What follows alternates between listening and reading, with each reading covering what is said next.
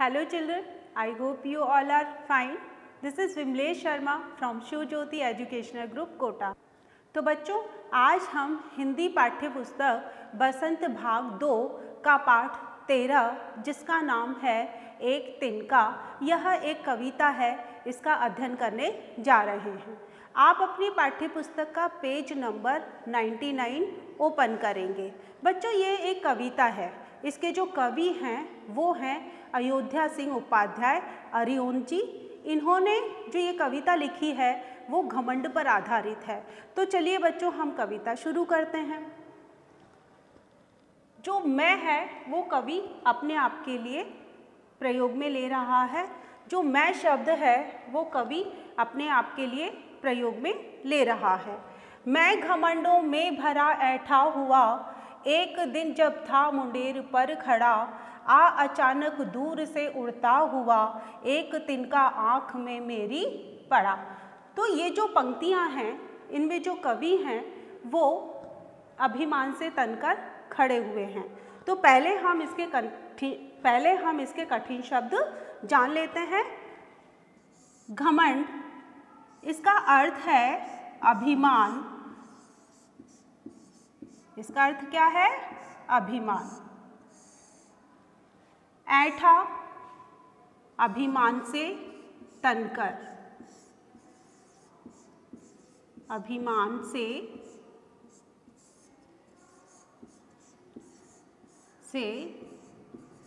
तनकर। मुंडेर,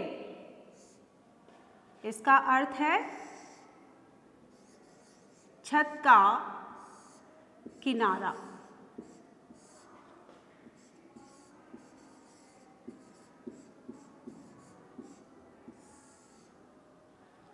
अचानक, इसका अर्थ है एकदम।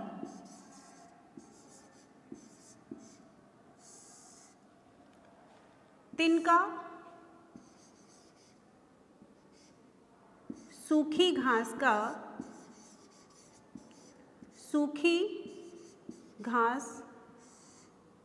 का टुकड़ा।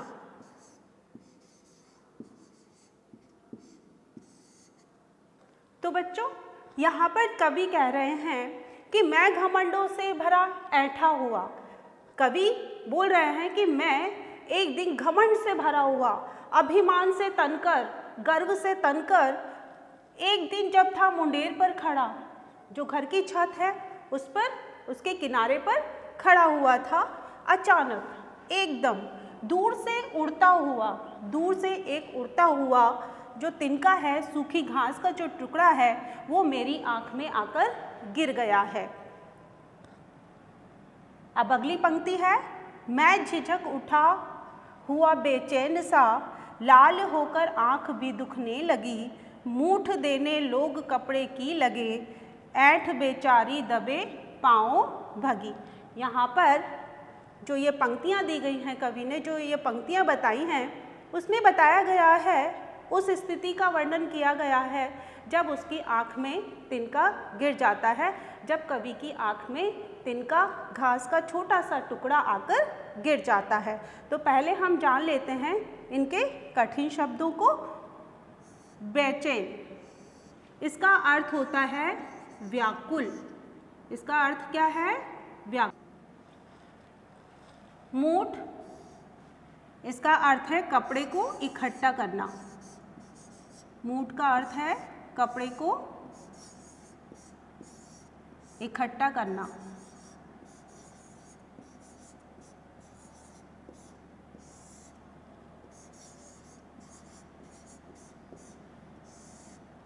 ये हमारा देशीय शब्द है बच्चों।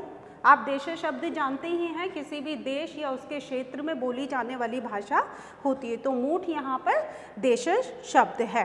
दबे पाँव भगी, यहाँ पर मुहावरे की झलक है, जो मुहावरा होता है उसकी झलक देखने को मिल रही है। तो इस पंक्तियों का जो अर्थ है, अब हम जानेंगे कि इन पंक्तियों का भावार्थ क्या है।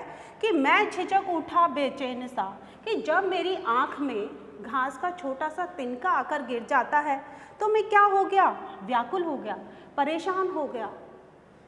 लाल होकर आँख भी दुखने लगी, जो मेरी आँख है वो लाल हो गई इस तिनके से और दर्द होने लगी, दुखने लगी यानी दर्द होने लगी।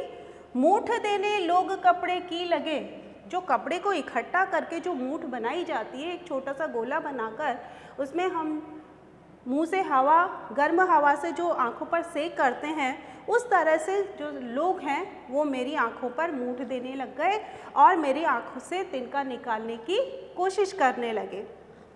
ऐठ बेचारी दबे पाँव भगी, जब इस तरह की मेरी आँख से तिनका निकालने की जब कोशिश की जा रही थी, जब उसका प्रयास किया जा रहा था, तो जो ऐंठ है दबे पाँव भगी गई, चुपचाप भाग गई।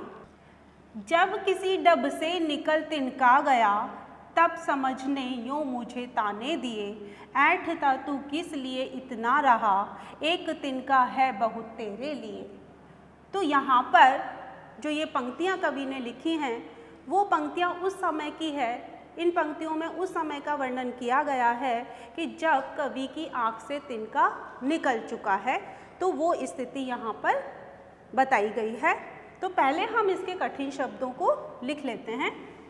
डब यानी तरीके, इसका दूसरा अर्थ है युक्ति।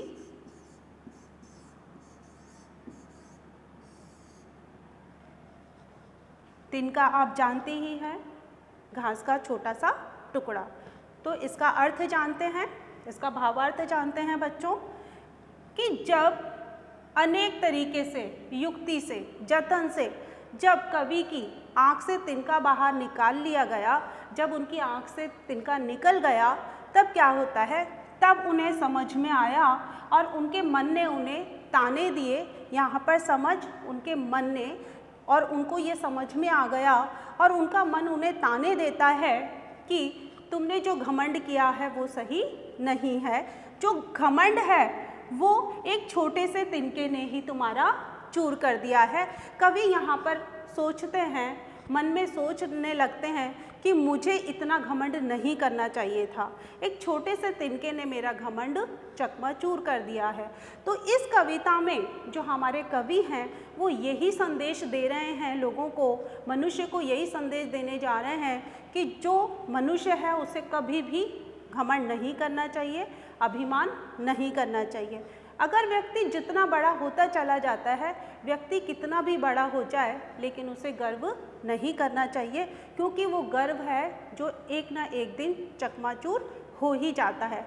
तो बच्चों, ये हमने कविता पढ़ी। इसी तरह से जो हमारे कबीरदास जी हैं, उनकी साखी भी मुझे याद आ रही है। वो साखी में भी इस तिनके के, इस तरह के तिनके के बारे में उन्होंने समझाया है कि व्यक्ति को छोटे लोगों का अपमान नहीं करना चाहिए, जो अपने से निम्न वर्ग के लोग हैं उनका कभी अपमान नहीं करना चाहिए, क्योंकि वो कभी भी शक्ति बनकर तुम्हें नुकसान पहुंचा सकते हैं। तो इसी तरह की ये जो कविता है वो घमंड पर आधारित थी। मुझे आशा है आपको ये बहुत अच्छे से समझ में आ गई होगी। आप इसका अध्ययन एक बार स्वयं भी करें। धन्यवाद।